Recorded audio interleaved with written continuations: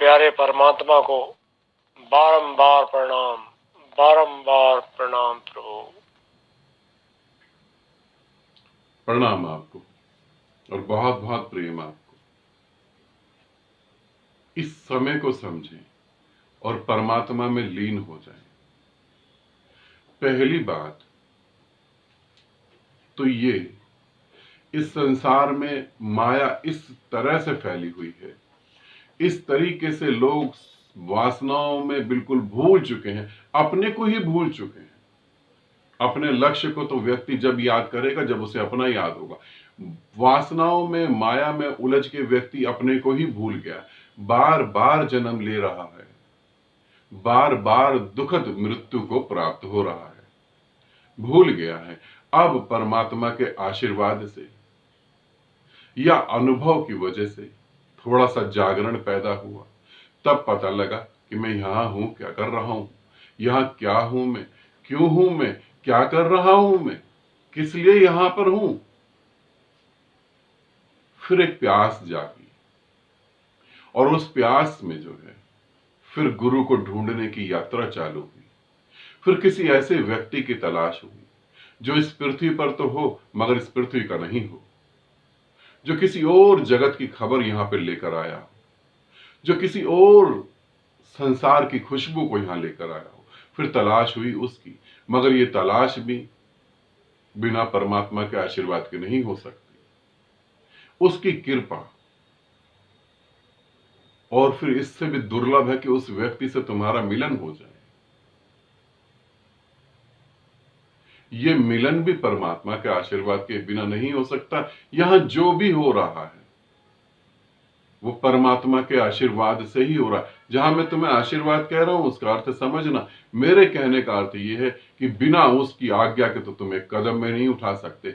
फिर वो जब चाहेगा तभी तुम्हें बुलाएगा, और जब वो तुम्हें बुलाता है तो तुम्हारी बुद्धि में, तुम्हारे दिमाग में, तुम्हारे मन में विवेक का जागरण होता है, फिर तुम होश पूर्वक होते हो। फिर ऐसे व्यक्ति का मिलन ये दुर्लभ से दुर्लभ घटना है, साधारण नहीं। और फिर तुम इस बात को जरूर ध्यान रखना, जब तुम ऊंचाइयों पर जाते हो, जितना ऊंचाइयों पर तुम जाते हो उतनी घाटी और खाई बढ़ती चली जाती है। उतनी ही खाई बढ़ती जाती है जितना तुम ऊंचाई पर जाते हो। ऊंचाई पर जाना और खाई में गिर जाना पल भर में हो जाता है। फिर ऐसे व्यक्ति से मिलन हो जाए और फिर ऐसे व्यक्ति से बात होने लगे, वो व्यक्ति तुम्हें स्वीकारे, तुम उस व्यक्ति को स्वीकारो। अब जो है मन बहुत शक्तिशाली रूप ले लेता है। जैसे मरते हुए आदमी को ये संसार प्यारा लगता है, ऐसी एक साधक के जीवन में समय आता है जब उसे गुरु मिलता है तो उसे संसार प्यारा लगता है। वैसे एक आदमी संसार को कोसता रहता है, रिश्तेदारियों को कोसता रहता है, पत्नी को भी बोलता रहता है, कितना शादी करता ठीक रहता, ना बच्चे करता ठीक रहता, ये सब झंझट में फंस गया, गलती हो गई। मगर मरते वक्त वही पत्नी प्यारी लगने लगती है, वही बच्चे प्यारे लगने लगते हैं, वही मकान प्यारा लगने लगता, वही बातें प्यारी लगने लगती है। मरते हुए व्यक्ति से पूछो तुम क्यों जिंदा रहना चाहते हो, तो वो यही कहेगा मैं इनको छोड़ के जाना नहीं चाहता। और जब गुरु तुम्हारे जीवन में आता है तो तुम्हारे परिवार में, तुम्हारे मन में परिवार के प्रति मोह बढ़ जाता है, प्रेम बढ़ता है जैसे जैसे तुम्हारे अंदर, तो तुम्हें दिखता है कि तुम्हारे परिवार में भी प्रेम बढ़ गया, तुम्हारा परिवार भी अब तुम्हें प्रेम करने लगता है। मन की बहुत बड़ी चालाकी है ये। जब तुम बहुत प्रेम पूर्ण हो जाते हो, होते तुम परमात्मा के लिए प्रेम पूर्ण हो, और यहां संसार की माया तुम्हारे लिए प्रेम पूर्ण हो जाती है, फिर तुम कहते हो अरे ये तो इतना प्यारा है, इसे ऐसे कैसे छोड़ के जाऊं मैं। और यही सब कुछ गड़बड़ हो जाता है। इस सत्य को सदा समझना, इस सत्य को सदा याद रखना, इस सत्य को अपने खून में बहने देना, अपने शरीर का मांस बन जाने देना, अपने शरीर का खून बन जाने देना, अपने शरीर की हड्डियों में से बसा देना कि इस पृथ्वी पर तुम्हारा कोई भी नहीं है। ये अटल सत्य है। इस पृथ्वी पर तुम्हारा कोई भी नहीं है। यहां सिर्फ एक नाटक हो रहा है। वो नाटक को तुमने सीरियस ले लिया है। तुम समझ बैठे कि पत्नी है मेरी। जब पैदा हुए थे तो उसे लेके तो नहीं पैदा हुए थे। समझ लिया कि बच्चे हैं मेरे, तुम्हारे द्वारा पैदा हुए होंगे, तुम्हारे तो नहीं। हो सकता है किसी और के द्वारा पैदा हो जाते। तुम्हें क्या लगता प्रेम संबंध की वजह से पैदा हो गए? बहुत सारे लोग हैं प्रेम संबंध में है मगर नहीं हो रहे। तुम्हारा उपयोग करके वो धरती पे आ गए, तुम्हारे नहीं। अपने अधूरे सपने सच करने के लिए आए, तुम्हारे नहीं सपने सच करने के लिए। जानना, इस पृथ्वी पर तुम्हारा कहीं कोई भी नहीं है।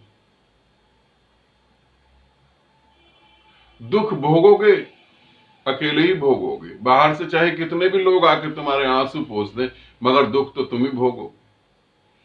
मृत्यु को जब जियोगे, मृत्यु के जहर को जब जियोगे, तो तुम ही जियोगे, कोई और नहीं जिएगा।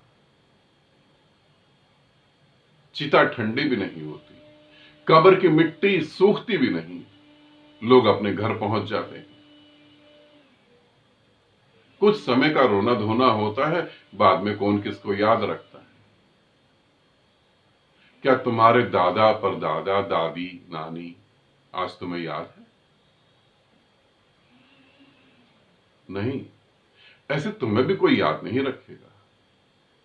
इस सत्य को समझना, यहां तुम्हारा कोई नहीं। और तुम किस सपने को सच करने के लिए बार बार पैदा हो रहे हो? पत्नी को भी भोग लिया, बच्चों का सुख भी भोग लिया, मां बाप का मोह को भी भोग लिया। तुम किस लिए बार बार पैदा हो रहे हो? परमात्मा अधूरा अधूरा रह गया, पूरी तरह उसमें उतर नहीं पाए, बस इसीलिए तो बार बार आ रहे हो। अब एक सुअवसर मिला है, अब एक मौका मिला है। इसलिए मैं बता रहा हूं कि इस मौके पे मन बहुत पावरफुल हो जाएगा। मेरे साथ साधना करने वाले साधकों के जीवन में मैंने देखा है, बस वो 2 दिन 2 घंटे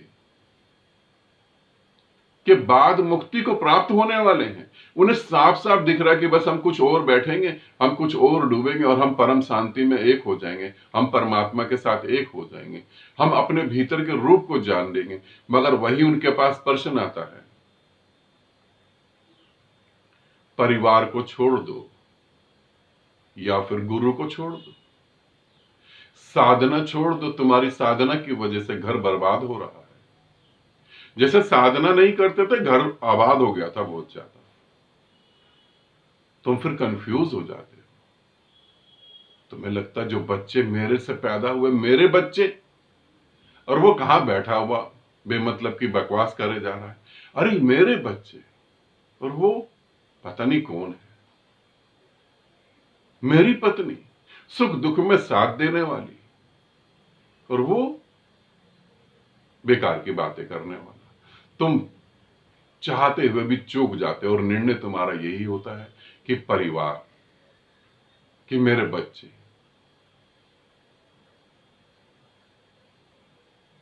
इसीलिए कह रहा हूं, यह सौभाग्य की घड़ी है, इसे अब हाथों से जाने नहीं देना, पूरी तरह डूब जाना। मैं परिवार छोड़ने की बात नहीं कर रहा, परिवार के प्रति मोह की बात कर रहा हूं। ध्यान रखना, मोह की। वहां रहते रहते मोह छूटे तो अच्छी बात है, नहीं वहां रहते रहते मोह ना छूटे तो फिर कोई और स्टेप उठाना पड़े, फिर कोई और कदम उठाना पड़े, तो फिर उसके लिए भी तैयार रहो। मगर मोह से मुक्त हो जाओ, और नहीं तो ये सोचो, इसे समझो और इसे ही सत्य मानो कि मैं आने वाले जन्म की तैयारी कर रहा हूं और यही सत्य है। या तो तुम परमात्मा में लीन होगे या तो आने वाले जन्म की तैयारी करोगे। शांत नहीं बैठ सकते। ठीक है, आनंदित रहो, सदा खुश रहो। बहुत बहुत प्रेम आप सभी को।